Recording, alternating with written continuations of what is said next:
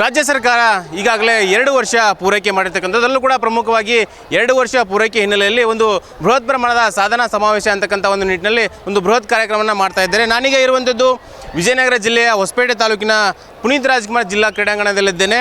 ಇಲ್ಲಿ ನೋಡ್ತಾ ಇರ್ಬೋದು ದೃಶ್ಯಗಳಲ್ಲಿ ಸರ್ಕಾರ 2 ವರ್ಷಗಳಲ್ಲಿ ಏನೇನೆಲ್ಲ ಸಾಧನೆ ಮಾಡಿದೆ, ಅದರ ಜೊತೆಗೆ ಜನಗಳಿಗೆ ಏನೇನೆಲ್ಲ ಕೊಡ್ತಾ ಇದ್ದೀವಿ ಅಂತಕ್ಕಂಥ ನಿಟ್ಟಿನಲ್ಲಿ ಭಾಳ ಪ್ರಮುಖವಾಗಿ ಒಂದು ಸಮಾವೇಶವನ್ನು ಕೂಡ ಮಾಡ್ತಾ ಇದೆ.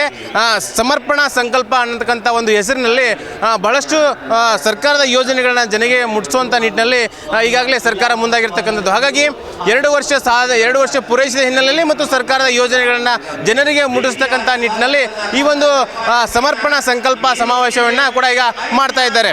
ಅದರಲ್ಲೂ ಕೂಡ ಕಂದಾಯ ಇಲಾಖೆಯಿಂದ ಮತ್ತು ಹಟ್ಟಿ ಲಂಬಾಣಿ ಜನಗಳಿಗೆ ಒಂದು ಕಂದಾಯ ಮುಕ್ತ ಗ್ರಾಮವನ್ನಾಗಿ ಮಾಡಲಿಕ್ಕೆ 1,11,111 ಜನರಿಗೆ ಒಂದು ಹಕ್ಕುಪತ್ರವನ್ನು ಕೊಡ್ತಕ್ಕಂಥ ನಿಟ್ಟಿನಲ್ಲಿ ಕೂಡ ಸರ್ಕಾರ ಮುಂದಾಗಿರ್ತಕ್ಕಂಥದ್ದು. ಹಾಗಾಗಿ ಕಳೆದ ಒಂದು ವಾರಗಳಿಂದಲೂ ಕೂಡ ಸಾಕಷ್ಟು ಪ್ರಮಾಣದಲ್ಲಿ ಸಮಾವೇಶಕ್ಕೆ ಸಿದ್ಧತೆ ಮಾಡಿಕೊಳ್ಳಲಾಗ್ತಿದೆ. ಇವತ್ತು 11 ಗಂಟೆಗೆ ಈ ಒಂದು ಸಮಾವೇಶ ಜರುಗ್ತಾ ಇದೆ. ಅದರಲ್ಲೂ ಕೂಡ ಪ್ರಮುಖವಾಗಿ ಬಹಳಷ್ಟು ಈಗಾಗಲೇ ಕೇಂದ್ರ ಮತ್ತು ರಾಜ್ಯದ ನಾಯಕರು ಕೂಡ ಈಗ ಬರ್ತಾ ಇರ್ತಕ್ಕಂಥದ್ದು. ಹಾಗಾಗಿ AICC ಅಧ್ಯಕ್ಷರಾಗಿರ್ತಕ್ಕಂಥ ಮಲ್ಲಿಕಾರ್ಜುನ್ ಖರ್ಗೆ ಆಗಿರ್ಬೋದು, ಏನು ಕಾಂಗ್ರೆಸ್ ನಾಯಕರಾಗಿರ್ತಕ್ಕಂಥ ರಾಹುಲ್ ಗಾಂಧಿ ಆಗಿರ್ಬೋದು, ಅವರೆಲ್ಲರೂ ಕೂಡ ಈ ಒಂದು ಸಮಾವೇಶದಲ್ಲಿ ಭಾಗಿಯಾಗ್ತಾರೆ. ಅದರಲ್ಲೂ ಕೂಡ ನಾವು ಇಲ್ಲಿ ದೃಶ್ಯಗಳಲ್ಲಿ ತೋರಿಸ್ತಾ ಇದ್ದೀವಿ. ಏನು VV ಮತ್ತು VVIPಗಳು ಬಂದಂಥ ಸಂದರ್ಭದಲ್ಲಿ ಕುಳಿತುಕೊಳ್ಳಿಕ್ಕೆ ವ್ಯವಸ್ಥೆಯನ್ನು ಕೂಡ ಮಾಡಲಾಗಿರ್ತಕ್ಕಂಥದ್ದು.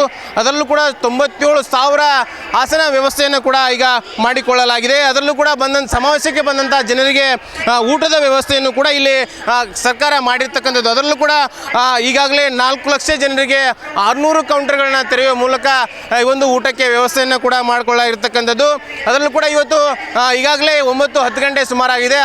ಈಗಾಗಲೇ ಸಾಕಷ್ಟು ಪ್ರಮಾಣದಲ್ಲಿ ಕಾರ್ಯಕರ್ತರು ಹರಿದು ಬರ್ತಾ ಇದ್ದಾರೆ ಈ ಒಂದು ಸಮಾವೇಶಕ್ಕೆ. ಹಾಗಾಗಿ ಈ ಒಂದು ಸಮಾವೇಶವನ್ನು ಅದ್ದೂರಿಯಾಗಿ ಮಾಡಲಿಕ್ಕೆ ಸಾಕಷ್ಟು ಪ್ರಮಾಣದಲ್ಲಿ ಸರ್ಕಾರ ಈಗ ಸಕಲ ಸಿದ್ಧತೆಯನ್ನು ಮಾಡಿಕೊಂಡಿರ್ತಕ್ಕಂಥದ್ದು.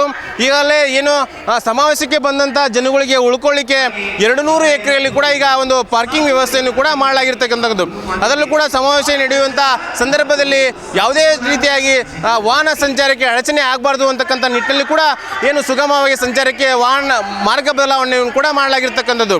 ಅದರಲ್ಲೂ ಕೂಡ ಸಮಾವೇಶಕ್ಕೆ ರಾಹುಲ್ ಗಾಂಧಿ ಅವರು ಬರ್ತಾ ಇರೋದ್ರಿಂದ ಮತ್ತು AICC ಅಧ್ಯಕ್ಷರು ಬರ್ತಾ ಇರೋದ್ರಿಂದ ಸಾಕಷ್ಟು ಪ್ರಮಾಣದಲ್ಲಿ ಬಿಗಿ ಭದ್ರತೆಯನ್ನು ಕೈಗೊಳ್ಳಬೇಕಂತ ಸಂದರ್ಭದಲ್ಲಿ 4,000 ಸರ್ಕಾರಿ ಬಸ್ಗಳಲ್ಲಿ ಕೂಡ ಜನ ಬರ್ತಾ ಇದ್ದಾರೆ. ಹಾಗಾಗಿ ಈ ಒಂದು ನಿಟ್ಟಿನಲ್ಲಿ 4 ಜನ SPಗಳು, 9 ಜನ ASPಗಳು ಮತ್ತು 20 ಜನ DSPಗಳನ್ನು ಕೂಡ ಈ ಒಂದು ಭದ್ರತೆಗೆ ನೇಮಕ ಮಾಡಲಾಗಿದೆ.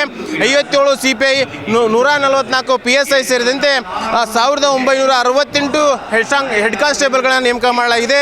9,500 ಹೋಮ್ ಗಾರ್ಡ್ಸ್ಗಳನ್ನು ನೇಮಕ ಮಾಡಲಾಗಿದೆ. ಅದೇ ರೀತಿಯಾಗಿ KSRP ಮತ್ತು DR ತುಕಡಿಗಳನ್ನು ಕೂಡ ನೇಮಕ ಮಾಡಲಾಗಿದೆ.